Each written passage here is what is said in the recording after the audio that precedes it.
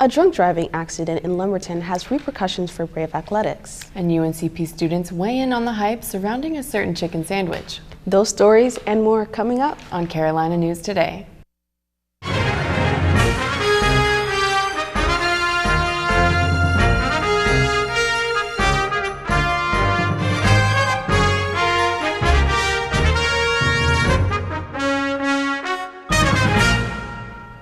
A recent drunk driving case in Lumberton has ties to the UNCP Athletic Department. Reporter Mason Miller has been following up on this story, which appears to involve head men's basketball coach Ben Miller. Mason, what'd you find? Miller was placed on a 2-week administrative leave shortly after a vehicle provided to him by the university was involved in an accident. The accident happened around 5 o'clock in the morning on November 1st. That's according to a police report obtained by Lumberton Police Department.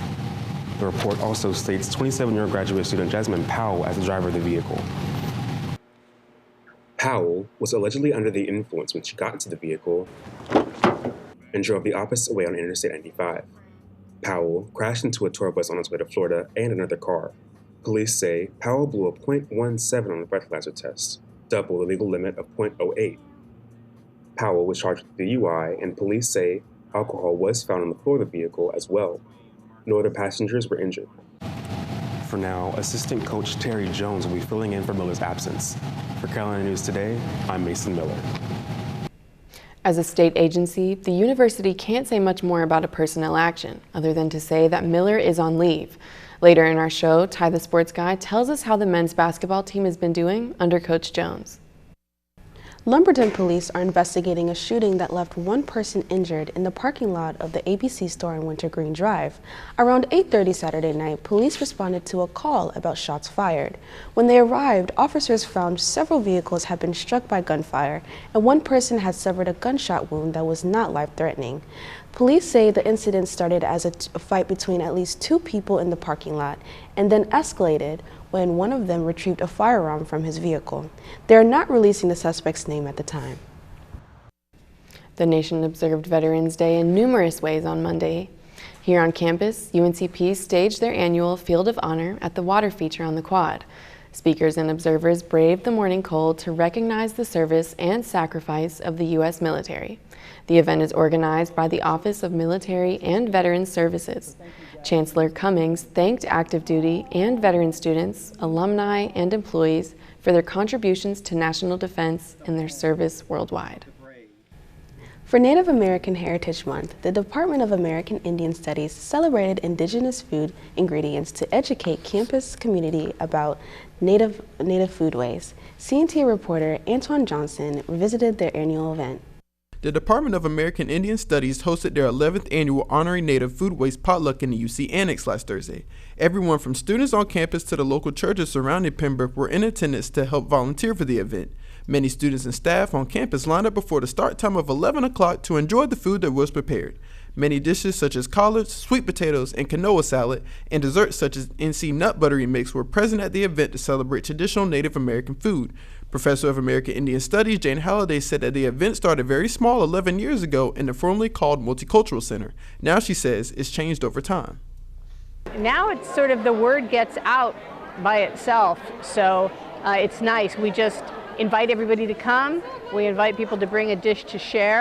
Other students and volunteers such as UNCP Junior Bobby Jones and from Pembroke First Baptist Church, Miriam Locklear have came to help with the event over the last couple years to also help the community learn about the different dishes associated with Native American culture. To Native Honoring Native Foods event every year for helping out the community, the elders here, giving out food to people who've never tried Native food before. This for the last five or 6 years, really enjoy it, really enjoy the students and watching them eat things they've never eaten. The food presented at the potluck event was prepared by the Lumbee women and other volunteers, according to Jane Halliday. She said that the food is comprised of many ingredients such as tomatoes, chocolate, and white potatoes, which she says there are over 4,000 varieties that were first internationally established in Peru. With the many dishes and foods that were prepared, Halliday said that there are many ways that you can cook the foods and enjoy them in healthy ways. From Carolina News Today, I'm Antoine Johnson. The Lumberton Kiwanis held their traditional pancake breakfast last weekend to support students and schools in the area. And like always, the community showed up hungry and ready to support the cause. CNT reporter Brian Pittman has more. Nothing brings people together like pancakes for dinner. And when it comes to pancakes, no one in the community does it better than the Kiwanis. Their 57th annual pancake dinner took place last weekend at the Bill Sapp Recreational Center. And like always, it was a full house. The long lines didn't seem to bother the crowd as they chatted with neighbors while waiting patiently for the delicious prize at the end. The event also served as an opportunity for people to give back to their community, as the proceeds help students and schools throughout Robeson County. People of all ages were on deck and eager to give back, and we were lucky enough to catch up with 3 busy scouts from Troop 301 who told us why they enjoy working the event. Free meal. Yeah, pretty much. Yeah, free meal, helping others. And meeting people. Yeah. As the night went on and pancakes were devoured, the crowd seemed to enjoy the meal and the fellowship it provided. For some folks, it was their first chance to take in the annual tradition, and it appeared to both intrigue and satisfy their curiosities. Others we spoke with had just a little more experience with the event, like 91-year-old Kiwanian Ralph Usery. Yes, sir. I was at the first Kiwanis Pancake Festival. Tickets were 75 cents.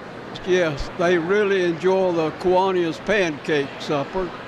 This is a great event, and the people stand in line and they don't mind it because they're just talking to a neighbor. The annual Kiwanis Pancake Breakfast has been a staple in the community for over 50 years now, and was once again a huge success in bringing people together for a delicious meal and an even better cause. For Carolina News Today, I'm Brian Pittman. The man who fatally stabbed a Popeyes customer who had cut in line at a Maryland restaurant is in custody and facing a first-degree murder charge. It's not the only violent incident associated with the introduction of the chain's new chicken sandwich. And now they're in a social media rivalry with Chick-fil-A. We asked students on campus, what's the big deal? I had it last night, and the spicy is always better than the original. The spicy mayo really did me in. It's better than Chick-fil-A, in my opinion. It's basically just like Chick-fil-A, just hotter, honestly, that's it. Honestly, that's all, like, I don't get it, like, it's just like a normal chicken sandwich, like any other place, like. I'm trying to get my hands on this sandwich because everybody's had it, but I'm kind of like concerned because the little Popeyes woman on the commercial hasn't even talked about it yet. So I'm really concerned about the sandwich, but I still want to get it though. The price is okay, but they're a little overhyped. Like the bread is good on it and the pickles, but the chicken is like, it's mediocre. In general, it's mediocre. I wouldn't go stand in line again for it. The Robeson County Humane Society is looking for folks willing to open their hearts and homes to fur babies in need. For anyone willing to give one of these adorable creatures a home, they're guaranteed to be compensated with love and snuggles. CNT reporter Korea Pinkney was on the scene with this week's featured pet.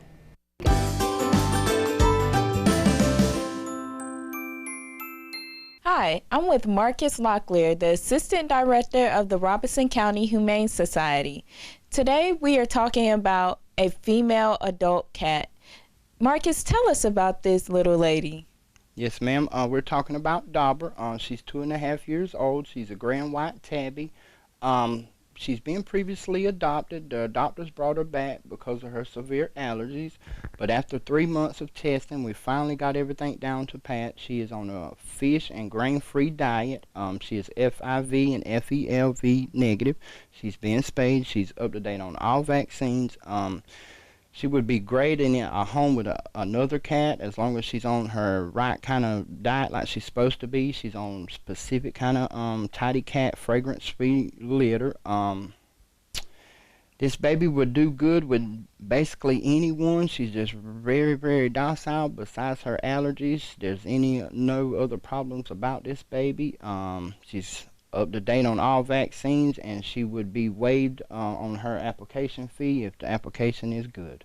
How would someone adopt Dauber?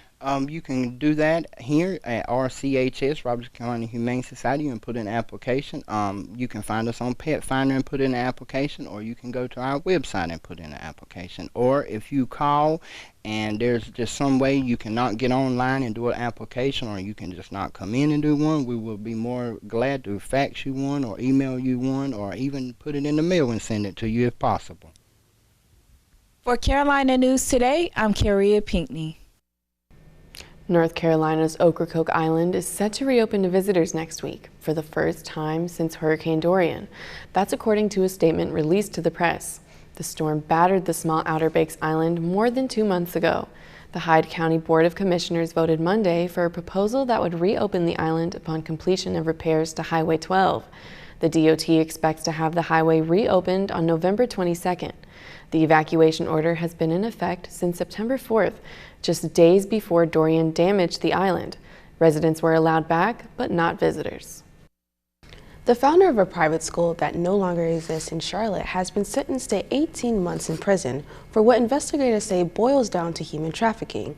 They say the Evelyn Mack Academy lured dozens of teenage athletes into the U.S., promising them they would play at prominent schools with scholarship offers. Reporter Blainston has the story.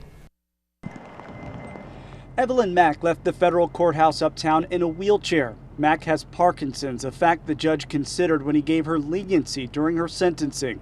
In the very beginning, she faced 10 years in prison. Now she'll go away for a year and a half. She was somewhat disappointed, but she was very calm and reflective about it, and I think she understands that all things considered it was a fair sentence. Mack's attorney, James Exum, said Mack hoped for a better deal when she pleaded guilty. She also gave prosecutors the names of coaches and recruiters who were all too eager to find talent. For 5 years, starting in 2011, court documents show Mack, through her academy, worked with them and obtained F1 visas for a total of 75 foreign students. She cooperated. We were hoping for a little more acknowledgement of that by the government, but their position was different. We don't know the dozens of children who prosecutors say came to the U.S. and Charlotte without their parents. One could imagine their hopes of a great opportunity and a better life here. But many ended up in cities and towns 100 miles from Charlotte. Some were missing. The assistant U.S. attorney on the case gave us just one sad example of a former student athlete who is 7'2" and is now homeless in another state. In court, Mack's attorney called her behavior negligence. Certainly it starts in a certain sense with Ms. Mack, but the real culprit are the coaches, and they're still out there, and they're free, and they're still doing the same thing all over the country. Panic at a Southern California high school after a shooter opens fire, killing 2 of his fellow classmates and injuring 3 others. The suspect is in custody and officials are searching for a motive. Camilla Bernal has the latest. It's the sound that no student wants to hear. It was like bang and then bang, bang, bang. Just after 7:30 in the morning, local time, students at Saugus High School forced to run or hide. We heard the 1 shot and then 4 after, and we just started running, and just all I heard was all these kids running and just screaming and calling their parents. But some unable to escape. Within 2 minutes, at 7:40, our first units arrived on scene and encountered in the quad area of the school multiple victims. Officials confirming 2 students died after being treated. Others remained at the hospital. The shooter also among the injured. Detectives have reviewed the video at the scene, which clearly show the subject in the quad withdraw a handgun from his backpack, shoot and wound 5 people, and then shoot himself in the head.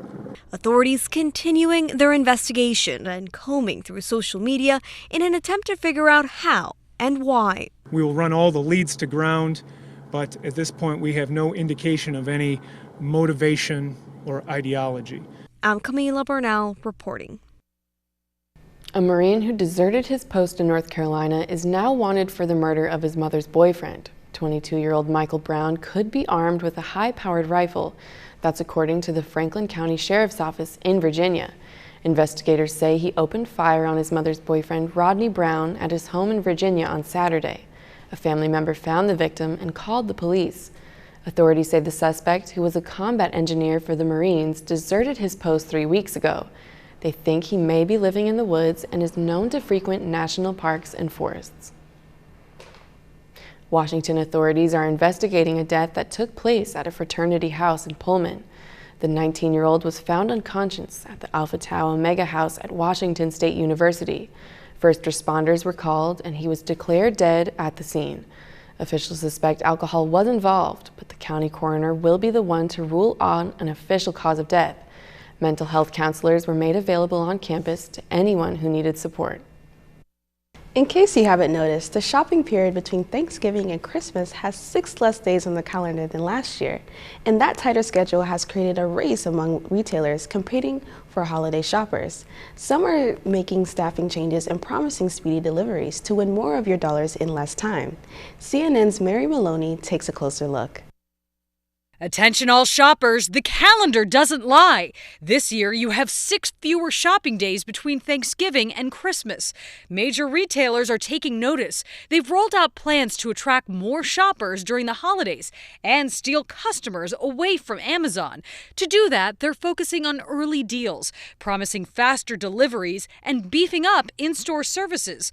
Walmart kicked off holiday sales in late October, and they've started to offer free next-day delivery on orders over $35 for more than 200,000 items. Best Buy is also offering next-day deliveries on thousands of smaller items like tablets and headphones. In stores, Walmart and Target will dedicate additional staff on the sales floor to help you find products and speed up checkout. Target says it's increasing holiday payroll by $50 million compared with last year. They also say they'll increase the number of hours employees work during the holidays. Despite fewer shopping days on the calendar this year, the National Retail Federation says holiday sales will not be impacted. In fact, the NRF estimates retail sales in November and December will grow as much as 4.2% compared to last year. Peach Belt Conference soccer playoffs ends in an overtime shootout. And no coach, no problem for the men's basketball. Ty, the sports guy, has the updates when we come back. Stay tuned.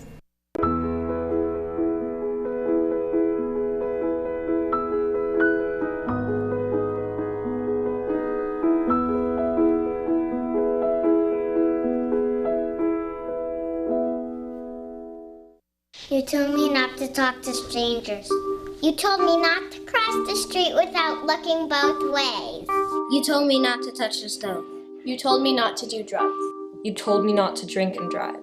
You gave me so many messages about how to stay safe. Why didn't you keep me safe by properly storing your gun?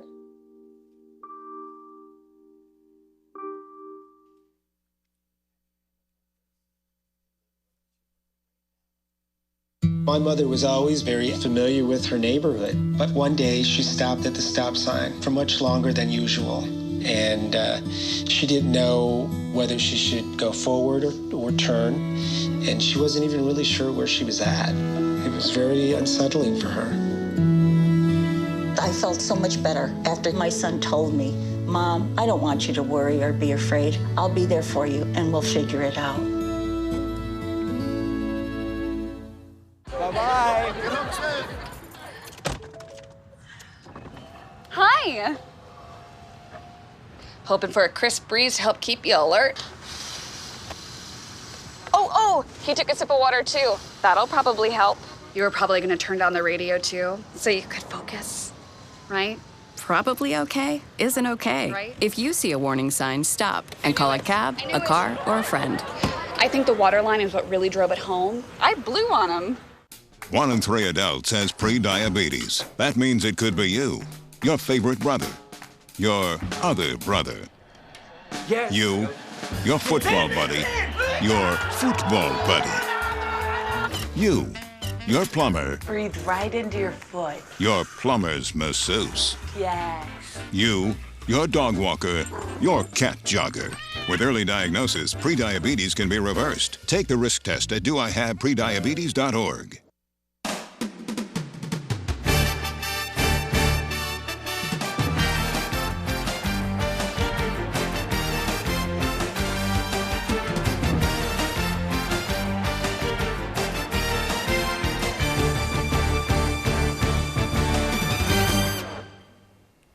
What's going on, Brave Nation? Welcome back to another week of Brave Sports. But first, in local high school football action, Scotland High School went up against Richmond this past week.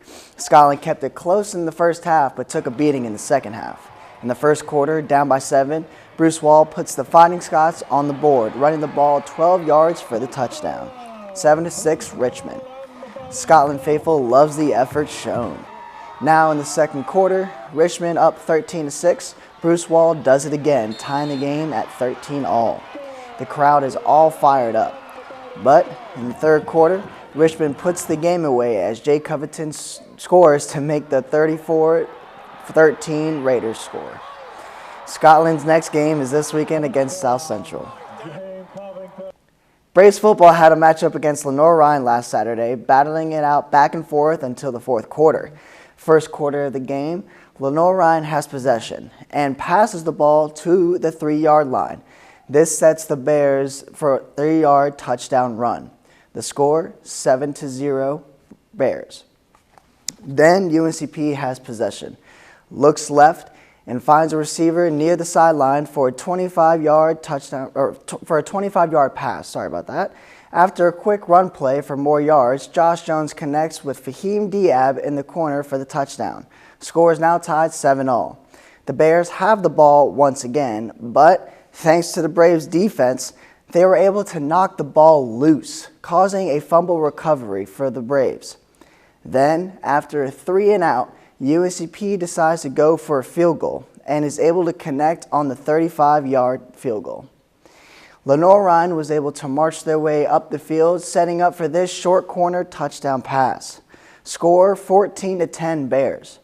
Second quarter, and Josh Jones hands the ball to Josh Sheridan, who then flips it back to Jones, finding his receiver open in the middle of the field, just 12 yards short of the touchdown. After a couple of run yards gained, Josh Jones pushes his way through the defense to score the touchdown, making the score 17-14 Braves. Lenoir-Rhyne is able to answer back with an outside run play of their own for the touchdown to end the half. Third quarter, UNCP makes a trip to their goal line. Josh Sheridan takes the ball through the middle for the score, 31-24. From then on, it was all Lenoir-Rhyne's game. The quarterback rolls out and finds his receiver on a corner route for the touchdown. Then Lenoir-Rhyne hands the ball off and runs it to the right side across the goal line. Josh Jones tries to make a last-chance effort by rushing the ball into the end zone, but is stopped short, causing a turnover. But Lenoir-Rhyne wasn't fazed when being stuck in their own touchdown, as the Braves make a defensive error, leaving receiver wide open for the 99-yard touchdown pass. Lenoir-Rhyne walks away victorious 45-31. NCAA cross-country regionals race ends in a Brave athlete heading to the West Coast. CNT reporter Samantha DeBusk has more. Last Saturday, the UNC Pembroke women's and men's cross-country teams competed in the NCAA Southeast Regional Championship hosted by Wingate University. The women's team finished in 8th out of 26 schools. The team was led by Ermin Japleting and Skylar Maruno, who both earned all-region honors by finishing individually in the top 25. The men also brought home 2 individual all-region honors as they finished in 8th place.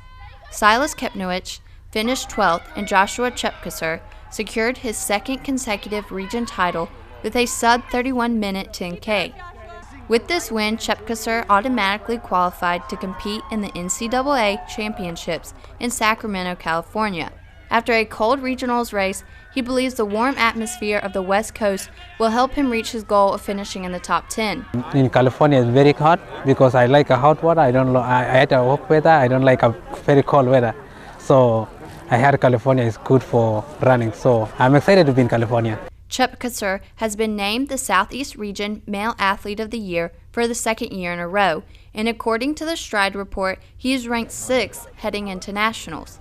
Head coach Dr. Peter Ornsby looks forward to nationals for the 3rd consecutive year. I think I'm excited. I know Josh is excited to be out in California where I think the high is supposed to be 72, sunny, no chance of rain, no chance of snow, which is always a plus.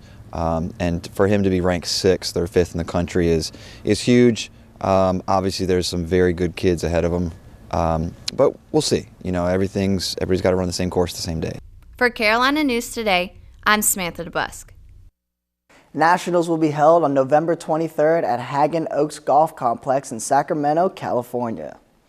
UNCP Soccer had their first playoff game this week in what was a bitter, cold, back-and-forth battle against Clayton State. During the first half, both teams were exhausted and freezing from the below 30-degree weather.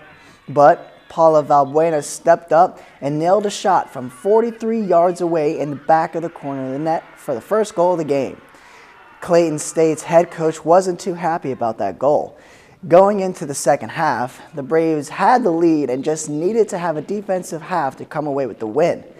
But a mistake from Rihanna DeCoteau allowed Clayton State to score and tie the game, leaving the Braves in shock about what just happened. This led the game to go through 2 overtimes and into a shootout. Clayton State used a 4-1 edge in the shootout to come out on top over the Braves. This setback stopped a 3-game win streak for the Braves, who will now await Sunday evening's NCAA tournament selection show in hopes of attaining an at-large berth. The women's basketball team was at home this week, taking on a non-conference rival from right up the road on I-95, the Fayetteville State Broncos. CNT reporter Tyshawn Carter attended their home opener and filed this report. The women's basketball team come back home after a tough loss away. This Wednesday, the Braves took on the Broncos, which seems to be a favorable matchup for the Braves. The Braves got off to a rough start from the three-point line, but senior Aaliyah Farmer put together some tough layups to get into the half with the lead. Coming out the half, senior T. Graham put together a series of three-pointers to keep them with the lead coming out the half, until the Broncos made a big run and keep them in the game, but the Braves knocked down some key free throws that kept the lead secure. The Braves won the game 63-60. After the game, we caught up with Coach John Haskins to get some following remarks. Consistency scoring is probably our biggest thing. I think we're fairly solid defensively. They scored 60 points, and that's not a bad effort for us defensively. I thought we competed okay on the glass. We're at a size disadvantage, but I thought we did a decent job on the glass. But I think the biggest thing is taking care of the basketball and scoring on a consistent basis. Men's basketball traveled to Winston-Salem State University this week. The Braves were able to outscore the Rams by 11 points in the first half, which would end up being the deciding factor as the Braves win the game 75-64. Senior star Akia Pruitt registered his 22nd career double-double with 20 points and a career-best 20 rebounds to lead a quartet of Braves with double-figure scoring nights. Braves basketball record remains perfect at 3-0 and will continue their season-opening 6-game homestand this weekend when they head to Charlotte for a Queens-hosted round-robin tournament. The Braves will battle Tusculum on Saturday evening to open up their portion of the tournament play. That's all the sports I have for this week. Until next time, I'm Ty the Sports Guy. Emmy, Abigail, back to you. Thanks, Ty, and that's it for us. I'm Emmy Shalua. And I'm Abigail Brown. Thanks for watching.